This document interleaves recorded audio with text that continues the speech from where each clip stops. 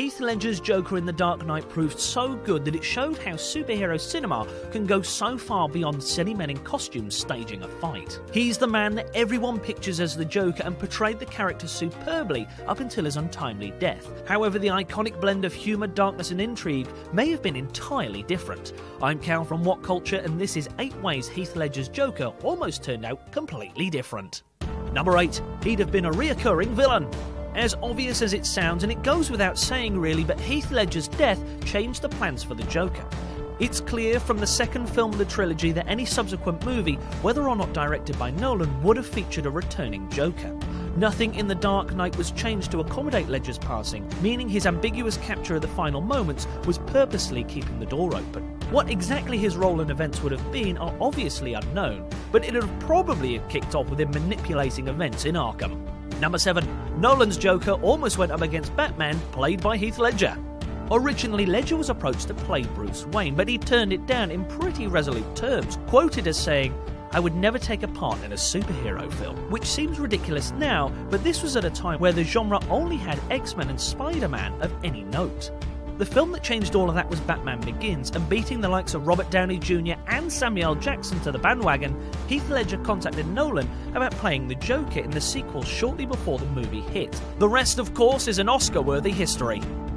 Number 6. The original plan was doing a version closer to The Killing Joke.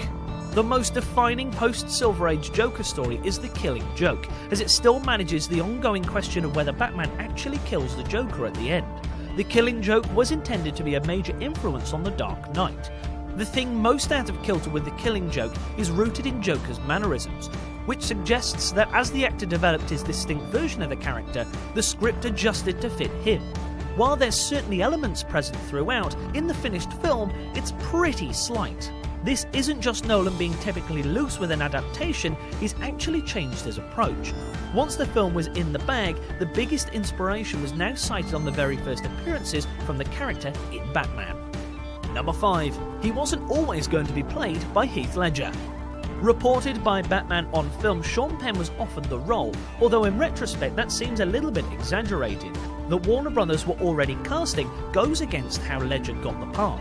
Still, like most rumours, it probably comes from a seed of truth, there being an online fan campaign to get Penn the part, allowing the case of it happening much stronger. Warner probably wanted the Oscar winner for the role, but were overpowered by a creatively in control Nolan. Number 4. The marketing was changed after Ledger died. Warner Brothers launched an incredible marketing campaign with a noticeable shift in focus after Ledger's death, with the Joker becoming less prominent in events. Obviously, this was a sudden change brought about in reaction to Ledger's death, which, while probably oversensitive in retrospect, makes sense given how high profile it was. Had Ledger not died, it's likely his Joker would have been as prominent on the posters and viral campaigns as Batman. In the end, however, it didn't matter too much, because once the film had hit, he was all anyone was talking about. Number 3. There was talk of a cameo in The Dark Knight Rises. How could that be achieved, though in a manner of respect to Ledger? Recasting such an iconic role was out of the question. In any case, no one would dare take it on, and using CGI and previously unused footage would feel very tacky. While the often rumoured Easter egg of his cell, complete with scrawled gibberish on the wall, would too easily pull the audience out of the desperate plot, and ultimately the film was Joker-free, and rightfully so. Number 2. He was supposed to make a big point about Batman's one rule. Batman doesn't kill. He'll cause situations that lead to death, but he won't directly kill someone.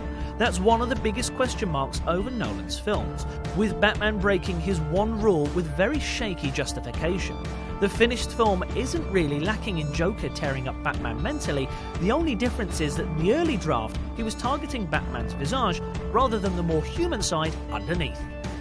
Number 1. He was going to scar Harvey Dent when on trial in the third film. Despite Nolan not planning for sequels, David Goyer had a 2-year plan.